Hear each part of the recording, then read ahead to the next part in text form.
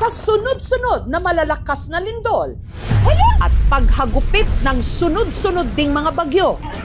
Marami sa atin kakaba-kaba kung ang ating kinaroroonan ligtas ba. Dili kuya, anak! Dili kuya! Dali!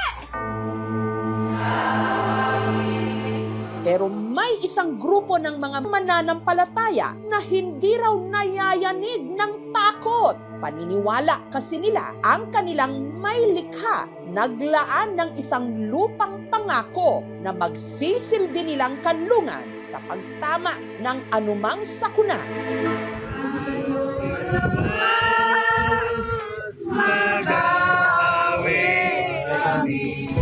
At kamakailan lang ang daan-daan nilang mga miyembro na lahat nakaputi na videohang nagpoprosesyon paakyat ng isang bundok kung saan daw naroon ang kanilang lupang pangako.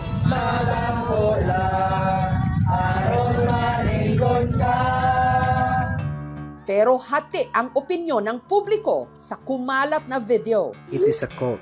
Delikado. Another cult in the making. Saan nga ba makikita ang di umano bagong Jerusalem na inihahanda raw ng Diyos para sa kanyang mga tapat na anak?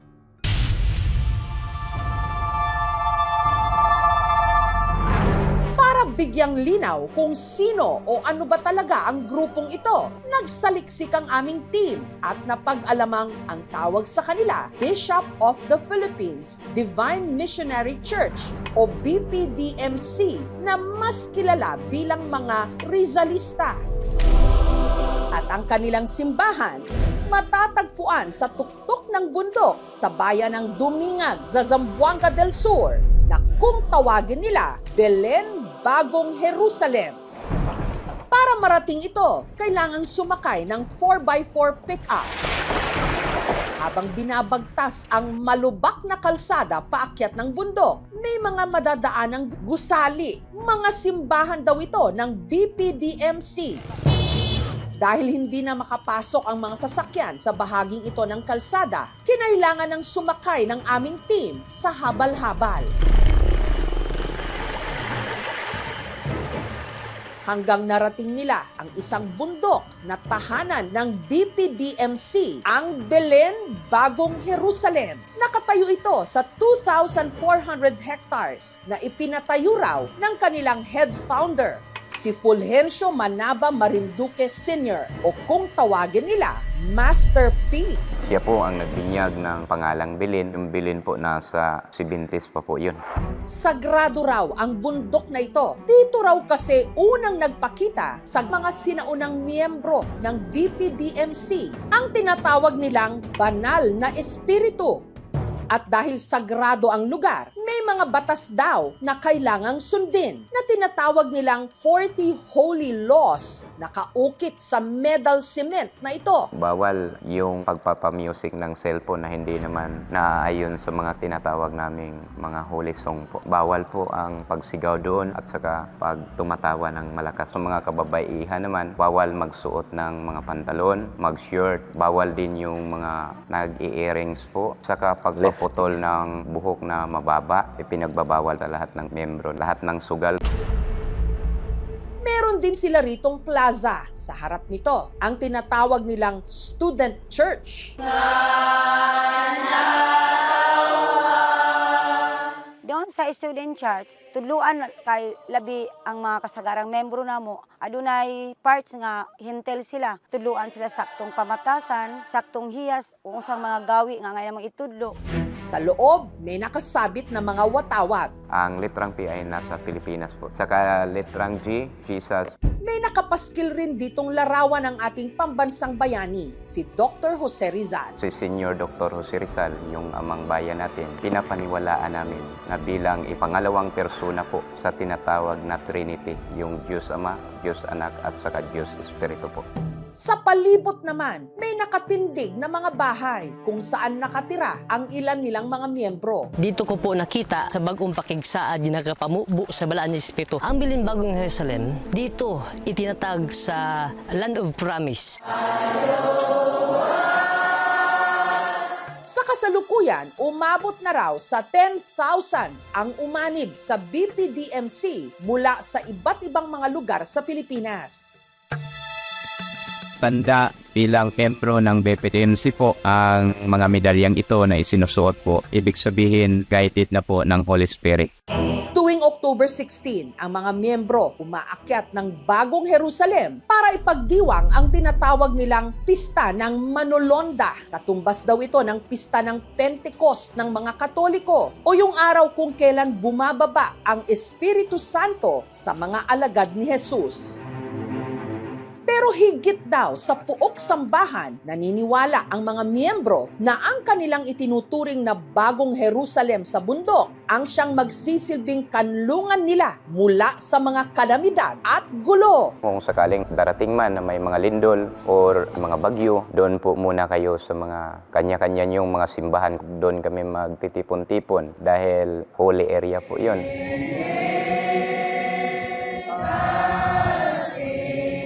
Pero dahil para sa iba, kakaiba ang paraan ng pagpapakita nila ng pananampalataya, may ilang duda sa integridad ng kanilang grupo. Sa kasaysayan ng Pilipinas, ang kulto ay umuusbong sa panahon ng paghihirap, naghahanap ng maraming pag-asa yung mga miyembro, nakakaroon sila ng positibo na pananaw sa panahon ng walang katiyakan. Wala naman sigurong kulto nga may 40 nga batas. Sa akong kaugalingon o sa tibuok namong pundok, ang pagtulunan sa apostolis o apostolada dili gyud kulto kay mga ginayran sa balaan nga espiritu. Na-registered po ito noong 1979. Registered number namin 90277. Sa ilalim ng Article 3, Section 5 ng ating Konstitusyon, ay mayroong karapatan ang bawat tao na magkaroon ng kanilang sariling relihiyon. Ang tawag dito ay corporation soul. Ang tingin ng simbahan dyan, malaya kayo. Kung talagang mabuti naman ang nagagawa sa tao ng kanilang paniniwala, ay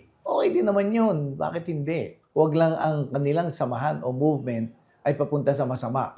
Ano naman kaya ang masasabi ng mga eksperto sa paniniwala ng grupo na ang Bagong Jerusalem di umano disaster-proof? Based on our hazard assessment, which was developed by the PHIVOLCS and the DOST, less ang kanyang possibility to have an erosion. It is safe for like tsunami. Pero hindi po natin masasabi na ligtas po sila sa bagyo at hagupit ng malalakas na hangin.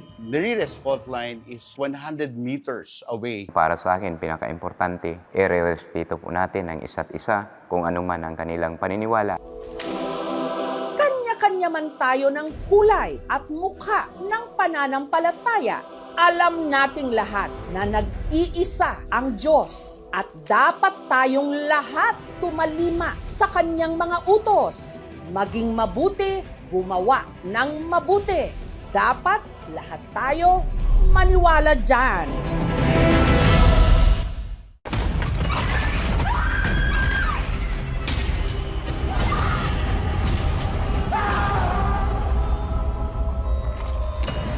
Palangga po ikaw, Apo. Palangga ako man, Kaula.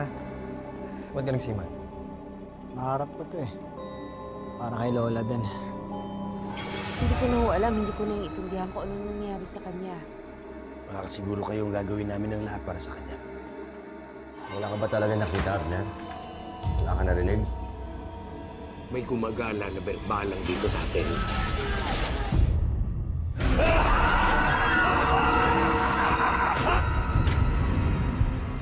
Ang mga nangangambang puso't isip, ginagamit yan ng demonyo para kumapit sa kaluluwa ng tao.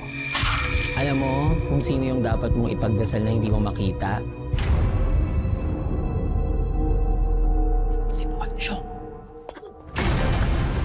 Kumakain ng patay, may mata ng pusa, may pakpak ng pamuke, lumalakas kapag kabilugan ng buwan. Mag-iingat ka sa masusunod mo sasabihin. You know about the Pochong? Please refrain from talking about Pochong. Do not attract its attention. Father Rex, yan po bang pinakamatinding sanib na naharap ninyo? Hindi ako titigil hanggang hindi ako nakapaningin. Hindi tayo papatay. kakampi natin ng Diyos. Huwag mo makita sa akin! Ha? Masusunod ang kaluluwa mo, Silviar mo! Mapatawad ang Diyos sa lahat ng lumalapit sa kanya!